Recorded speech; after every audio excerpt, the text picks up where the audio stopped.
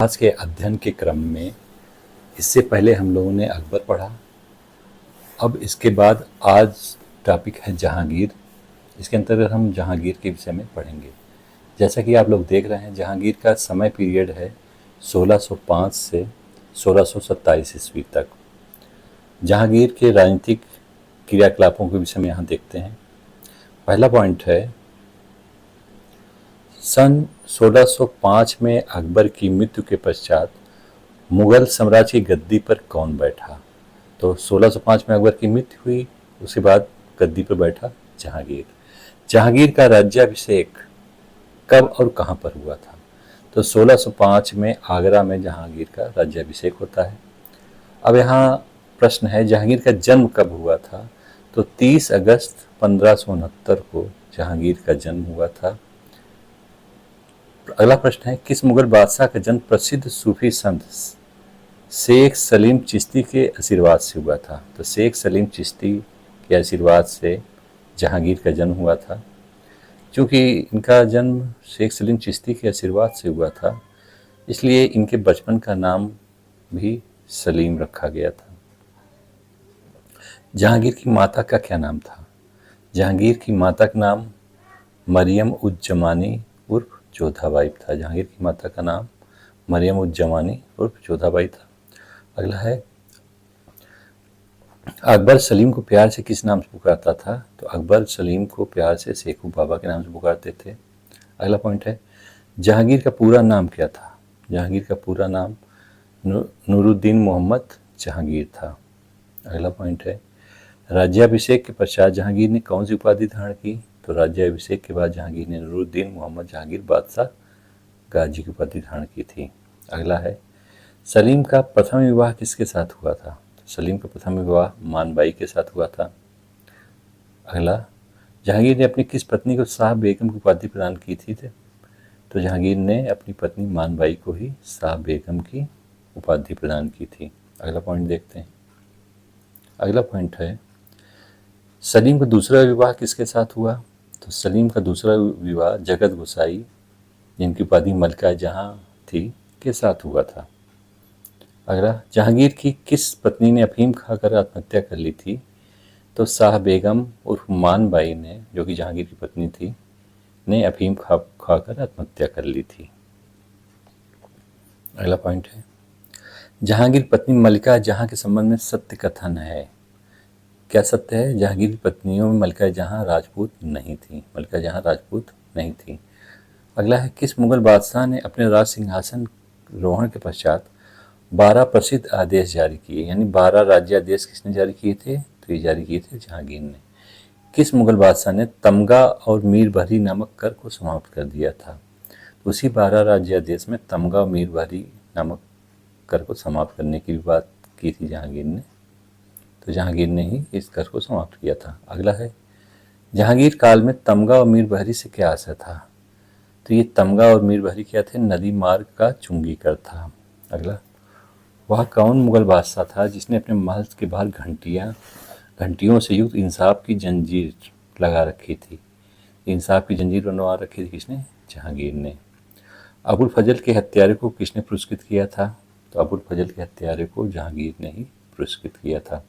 अगला पॉइंट है, जहांगीर के सिंहासनारोहण के समय वीर सिंह देव बुंदेला को कितना पद अथवा मनसब प्रदान किया गया था।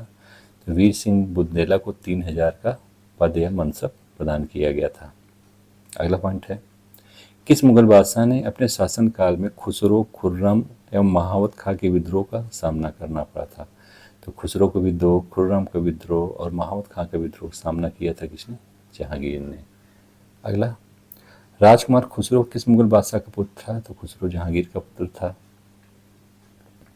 1607 में जहांगीर की हत्या के षड्यंत्र में खुसरो को क्या दंड दिया गया था।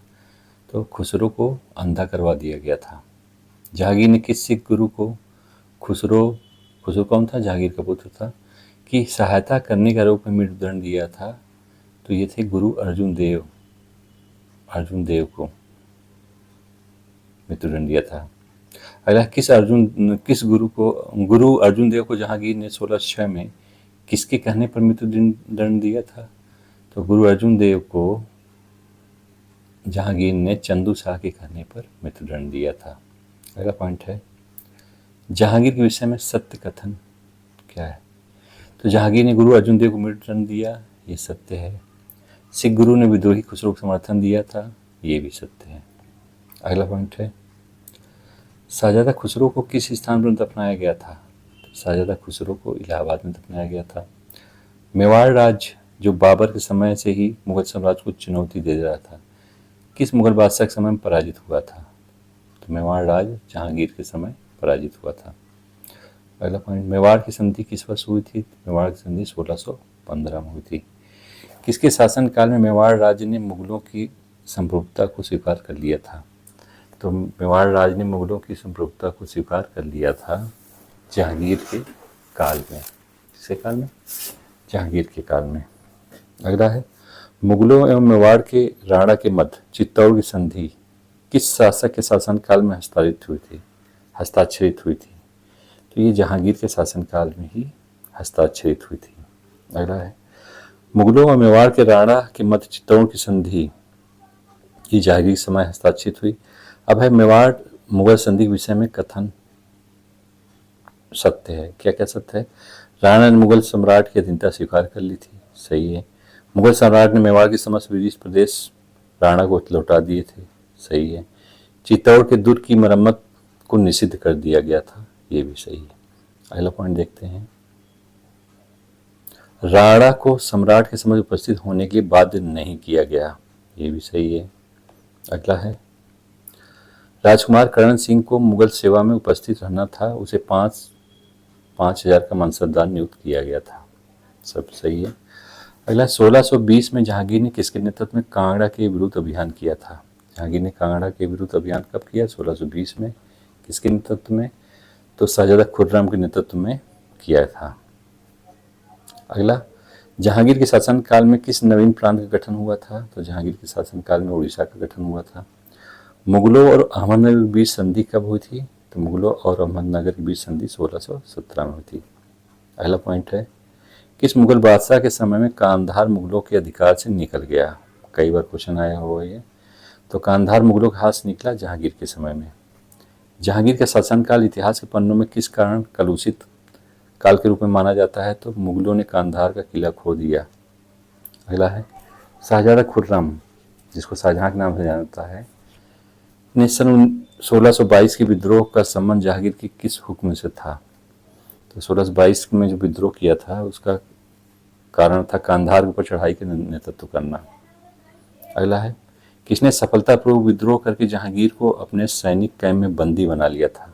जहांगीर को बंदी बनाया था किसने? महावत खान ने। जहांगीर के पुत्रों में से किसे नूरजहां ने अपनी शक्ति के प्रारंभिक दिनों में संरक्षण दिया था? तो अपने प्रारंभिक दिनों में नूरजहां ने खुर्रम को ही संरक्षण दिया था। जब ईस्ट इंडिया कंपनी का गठन हुआ उस समय इंग्लैंड पर किसका शासन था? तो एलिजाबेथ प्रथम का शासन था।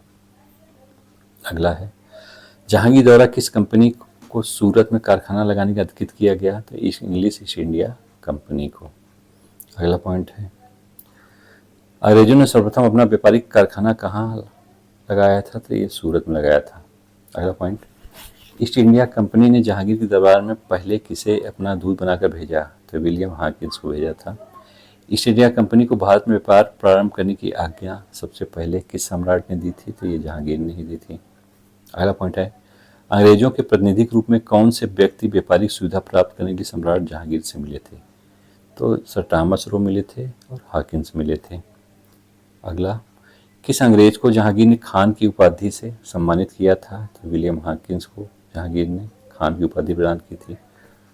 अगला पॉइंट, वह कौन अंग्रेज था जो तुर्की भाषा में प्रवीण था और जिसे 400 मनसब एवं इंग्लिश खां अथवा फिरंगी खां की विरुद्ध धारण प्रदान किया था जहांगीर ने? तो ये थे विलियम हॉकिंस ही।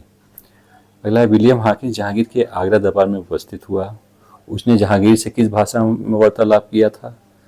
तो विलियम हॉकिंस ने फारसी भाषा में बात किया था। अगला है, कौन जहांगीर के दरबार में आने वाला ब्रिटिश शासक जेम्स प्रथम का राजदूत था?